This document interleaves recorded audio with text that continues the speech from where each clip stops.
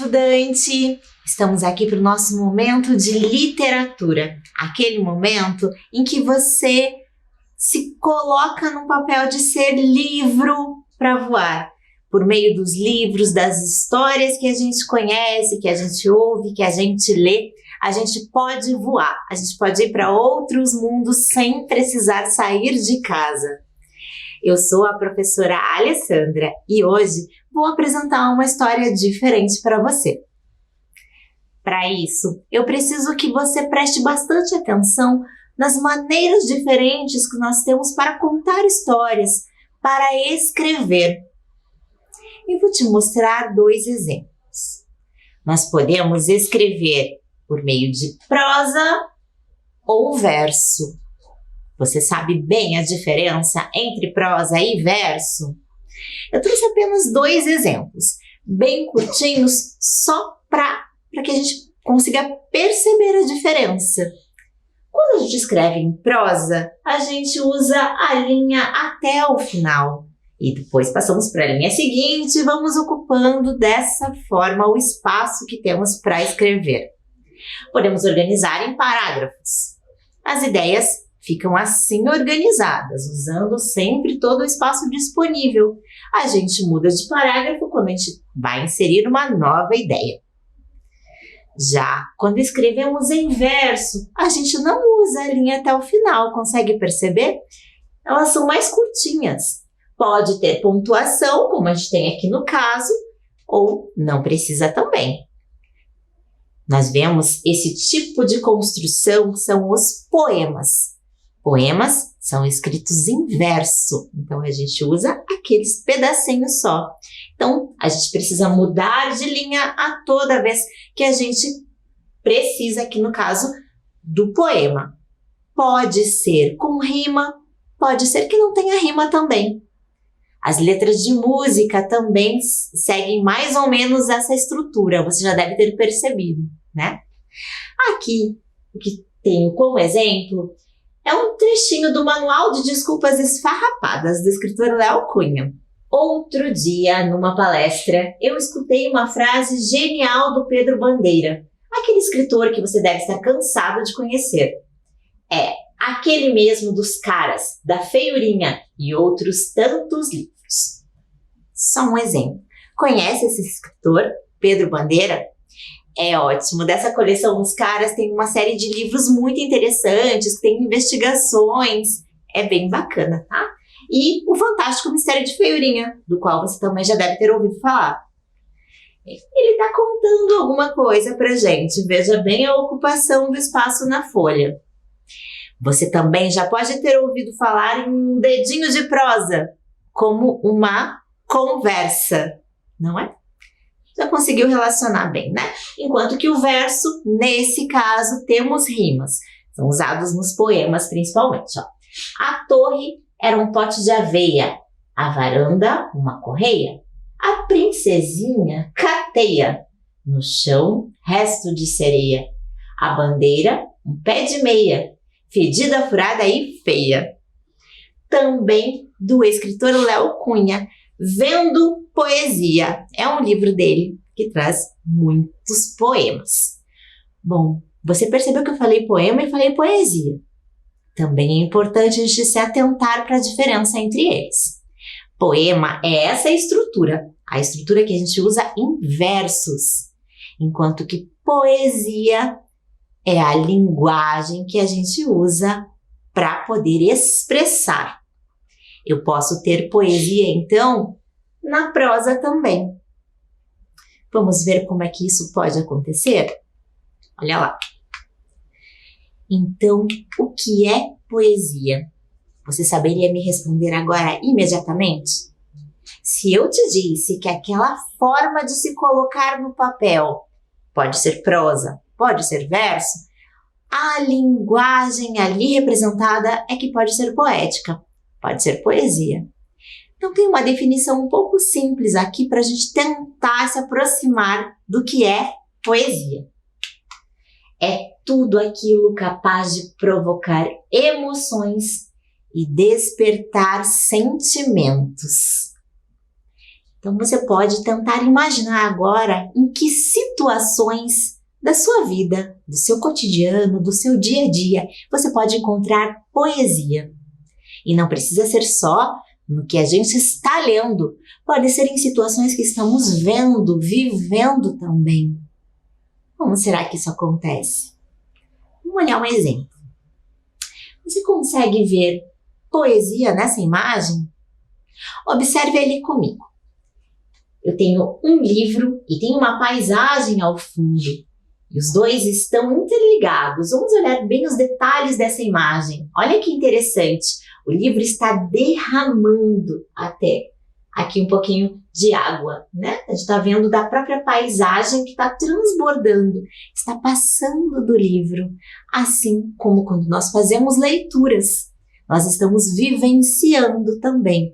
Então aqui a gente tem uma representação de uma imagem bastante poética, de como a gente pode ver a poesia em diversas situações, naquela paisagem ou numa história sendo contada também, ali como tem no livro. Quando estamos falando de uma história que não está escrita em versos, como nos poemas, nós estamos falando de prosa poética, que é a história que nós vamos ver hoje. Então a gente vai conhecer um pouquinho de prosa poética.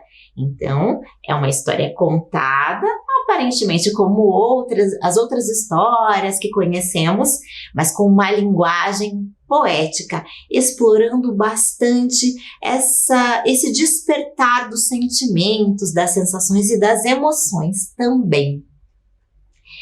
Eu vou te convidar a fazer um exercício simples agora, mas bem profundo. Vamos tentar ver algumas situações em que a gente pode encontrar poesia. Lembre-se de que é aquele despertar de sentimentos e emoções. Então, um convite. Vamos procurar poesia nessas imagens aqui? A primeira que eu vou te mostrar é essa. Uma paisagem simples. A gente está vendo ali, por exemplo, uma flor. As flores são bonitas ali, elas podem despertar um sentimento, podem te trazer uma lembrança interessante. Mas você pode enxergar poesia aqui. Nessa paisagem tem poesia, se ela me despertar qualquer tipo de sentimento. Veja que a sensação despertada por essa imagem em mim é diferente da que pode despertar em você. É muito particular, depende muito das nossas vivências, da experiência que a gente tem, do conhecimento prévio das coisas, de tudo que a gente já viveu até hoje e de tudo que a gente já leu, já sentiu também. Então, olha que interessante.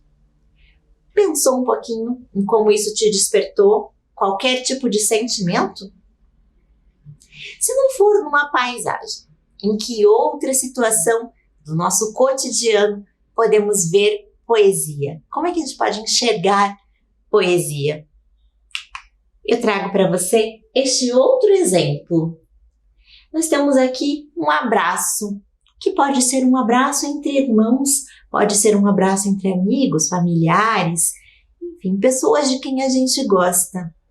Isso pode nos remeter a alguma imagem da nossa infância, da semana passada, algo que a gente viveu do ano passado, de hoje mesmo. Pode me lembrar de diversas situações, pode me remeter também a um filme que eu já vi, a um livro que eu já li, a uma música que eu escutei. Pode ter poesia, então, num gesto. Pode ser um momento poético, desde que desperte as emoções e mexa com os nossos sentimentos. Você já deve estar conseguindo perceber, né, que nós podemos enxergar poesia no nosso dia a dia também. A poesia pode estar, então, numa paisagem, pode estar num gesto, num momento, numa lembrança, pode estar num passo de dança. Poesia pode estar presente num passo de dança ensaiado, aquele realmente que exige um treinamento, dedicação. mas que depois o resultado final é tão bonito quando se tem a perfeição de um movimento que chega a ser poético. Pode ser numa dança feita a dois, que pode ser improvisada, que pode ser ensaiada, que pode ser vivida naquele momento. E pode ser também por meio de uma música que a gente está gostando muito e se envolve de tal maneira que se entrega para o momento de dança. A poesia pode estar presente em qualquer uma dessas situações. E se você já viveu algo parecido, pode agora estar pensando neste momento poético da sua vida também. Agora, nós falamos em tudo relacionado a pessoas, falamos ali um pouquinho das plantas, das paisagens. Será que a gente pode ver também poesia em animais? Os animais podem ter sentimentos e sensações também? Eles podem vivenciar esses momentos poéticos? Eu vou te fazer um convite para conhecer uma história cheia de poesia. Para isso, eu vou te apresentar 2 animais. Eu quero que você preste bastante atenção nas particularidades de cada um deles. O primeiro animal que eu vou apresentar é a girafa. A girafa é o animal mais alto do mundo devido às suas pernas compridas e pescoço alongado. As manchas possuem um padrão único para cada indivíduo e ajuda o animal a se camuflar entre as sombras das árvores de seu habitat, onde elas vivem. Então você pode perceber que as manchas, como está dizendo ali no texto mesmo, são particulares, é como impressões digitais, são sempre diferentes, cada espécie é única e isso as individualiza. Cada uma delas tem a sua própria marca, as suas impressões diferentes. Elas se camuflam então porque elas podem ficar escondidas entre as folhas e ficam ali disfarçadas. É essa a ideia da camuflagem, ficar disfarçadas ali onde elas estão para fugir dos predadores. O animal mais alto do mundo. Temos mais algumas curiosidades a respeito da girafa. A gestação dura 14 meses, nascendo frequentemente só uma cria de cada vez, com uma altura que varia entre 1,5 m e 1,70 m. Vivem em bandos de fêmeas e filhotes liderados por um macho dominante. Olha essa imagem dessa girafa também, a imagem de uma girafa particular, aquela que tem uma impressão só dela, as manchas com as características do jeitinho só dela. A gestação da girafa é parecida com a humana, certo? Tem pouco mais de tempo, 14 meses, né? Demora mais tempo e nasce geralmente um filhotinho de cada vez, por isso é mais próxima realmente dos seres humanos. Mas olha como são grandes. O filhote de girafa já nasce maior que eu, gente. Tá? O que será que tem de tão interessante na vida de uma girafa, que é tão alta, que consegue enxergar tudo tão lá de cima? Eu acho que a nossa história vai contar um pouquinho disso. Já sabemos algumas curiosidades a respeito da girafa, mas eu quero te apresentar também agora o sabiá. É considerada ave símbolo do Brasil, pois é muito popular e até citada por diversos poetas como o pássaro que canta na estação da primavera. Existem 12 espécies de sabiás no Brasil, sendo que o pássaro assume outras denominações em regiões diferentes. Ou seja, eles podem receber outro nome. Mas a espécie é essa, é o sabiá, né? São vários tipos aqui no Brasil, a gente tem 12 espécies diferentes. É uma ave, então, que simboliza o Brasil. Ela pode estar em diversas regiões diferentes. Poetas contam muitas histórias dos sabiás. Interessante. Então, a gente pode ver poesia na vida do sabiá. E ele desperta algumas emoções, alguns sentimentos, por isso os poetas também usam bastante essa ave como tema para suas produções literárias. Eu apresentei para você os dois personagens da nossa história, o sabiá e a girafa. Mas agora eu quero que você conheça um pouquinho de quem escreveu para a gente. Primeiro, eu vou te mostrar a ilustradora. Ela diz o seguinte: nasci no Rio de Janeiro, num bairro da Zona Norte chamado Grajaú, onde tem uma reserva florestal que foi meu primeiro aprendizado de observação. Sempre adorei olhar bichinhos nas árvores, na grama e desenhar. Comecei a trabalhar com desenho muito cedo. Nós estamos falando da Graça Lima. Ela quem ilustrou essa história que eu vou te apresentar. É interessante que ela conta que quando era criança, ela rabiscava muito nas paredes, o que não deixava a mãe dela muito contente também, né? E ela foi afinando seu traço, foi percebendo que ela gostava muito disso, fez faculdade de belas artes, depois estudou design e acabou que ela tinha vontade de pintar murais, acabou por fim chegando às ilustrações de histórias. Ela achou que seria muito interessante contar histórias por meio de desenhos, de suas ilustrações. É muito interessante a gente perceber a história contada pelas ilustrações também. Elas são parte importante da história. Então, a história é contada por palavras e por imagens. Um enriquece o outro, elas se complementam. Por isso, nós vamos fazer a leitura das duas partes. Vamos ler o texto verbal, a parte escrita com palavras, e o texto imagético, essa parte das imagens tão bem representadas pela Graça Lima. Vamos ter bastante atenção a ela. Vamos conhecer agora também o escritor. Olha o que ele diz pra gente. Sou fascinado por fábulas como A Cigarra e a Formiga, de La Fontaine, e livros mais recentes como O Peixe e o Pássaro, de Bartolomeu Campos de Queiroz, e O Gato Malhado e Andorinha Sinhá, de Jorge Amado.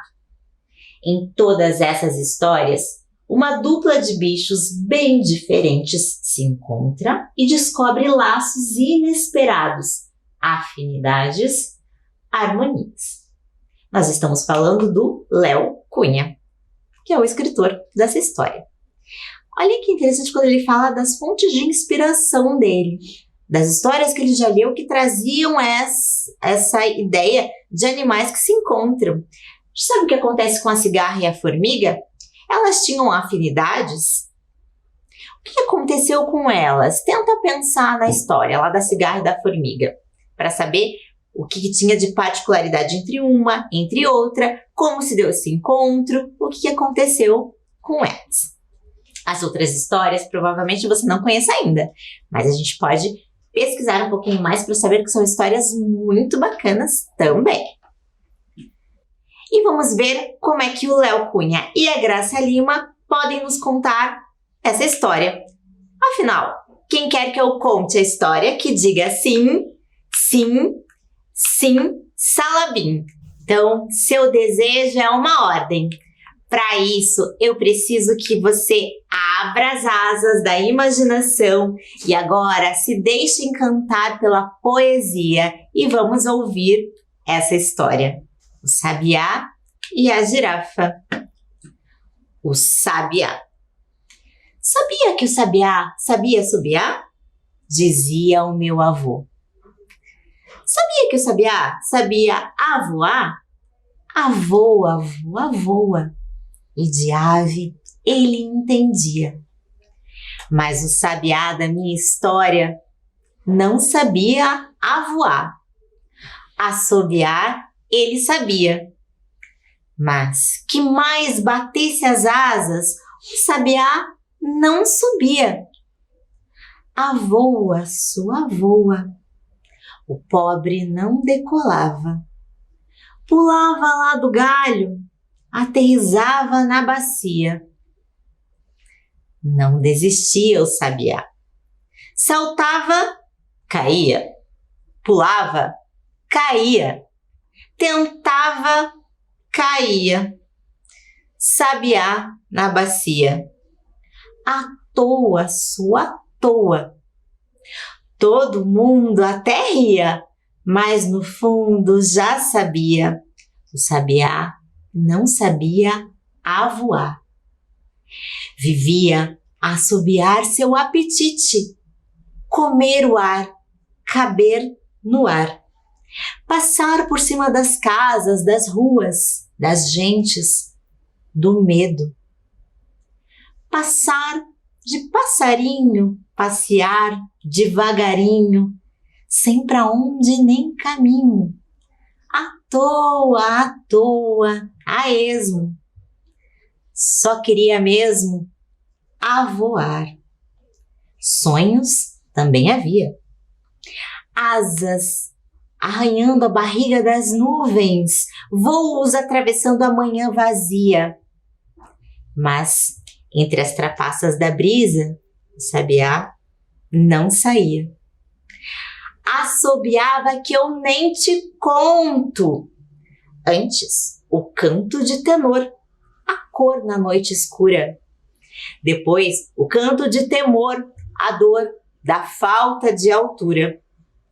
Cantava que eu nem te canto, o sabiá desencantado.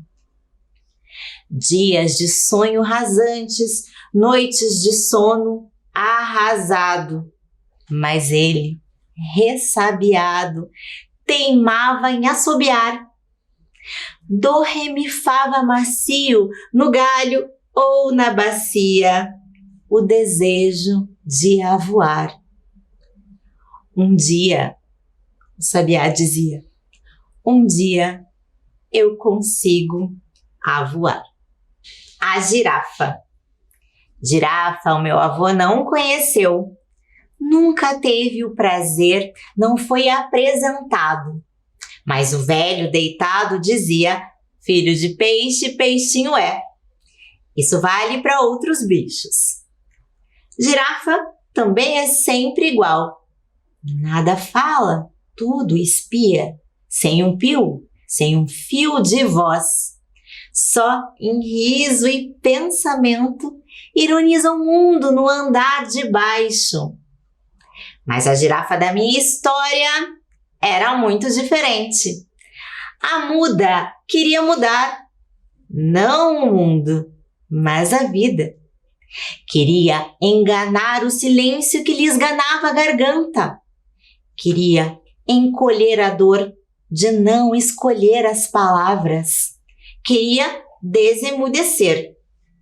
E não bastava soltar umas palavras no vento, também sonhava em cantar. Sonhava em cantar o dia, molhar as tardes de poesia, melar o canto da noite com doces melodias. Prestava atenção no trovão, no temporal, na ventania. Tentava imitar o azulão, o rouxinol, a cotovia. Mas a voz não derramava, então reclamava baixinho. Para que tanta altitude? Para cantar só passarinho? A girafa andava injuriada. Andava toda a cidade do alto dos seus andares, adorando a paisagem, mas ficava na saudade o canto de homenagem. Um dia, jurava a girafa, um dia eu consigo cantar. O sabiá e a girafa. O encontro se deu por acaso o Deus dos encontros. O sabiá resolveu chorar no alto de um pé de caju. A girafa se lamentava no baixo daquele pé. Uma árvore muito esquisita, mas desgosto não se discute. Estavam os dois ali, os dois no mesmo pé. Ela vendo o que não cantava, ele cantando o que não conhecia. Ele queria saltar nas alturas, ela sonhava a saltar partituras. E a dupla melancolia, ou foi a tal natureza, tratou de cruzar os caminhos. A sabedoria do vento mandou o sabiá para o espaço para ver se ele avoava, para ver se acertava o compasso o sabiá avoado.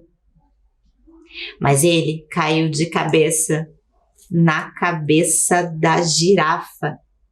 Silêncio. Sabiá assustado.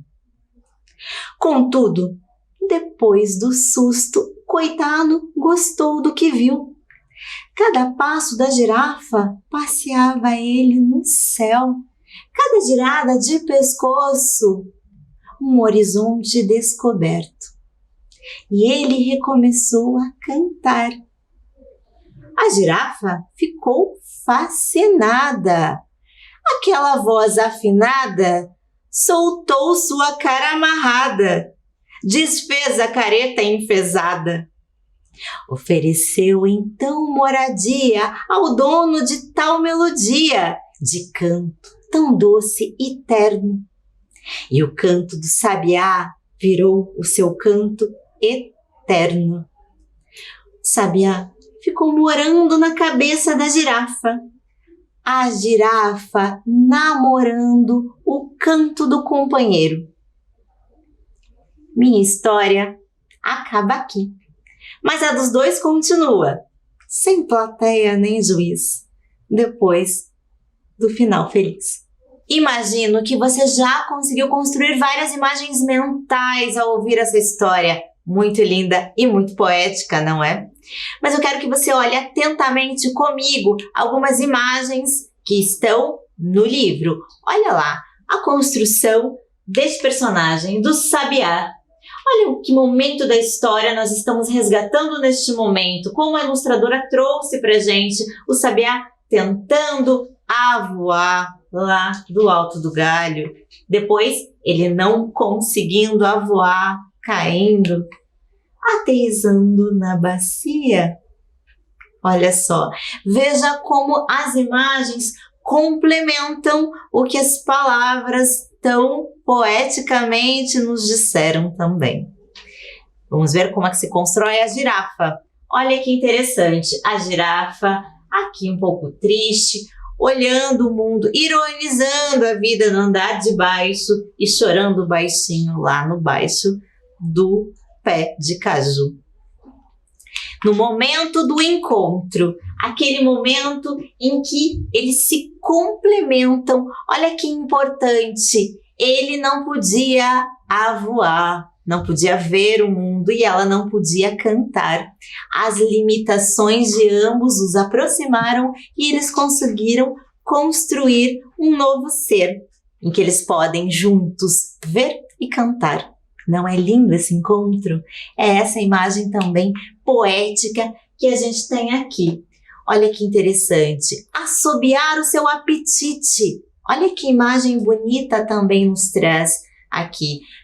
Comer o ar, caber no ar, porque ele queria voar.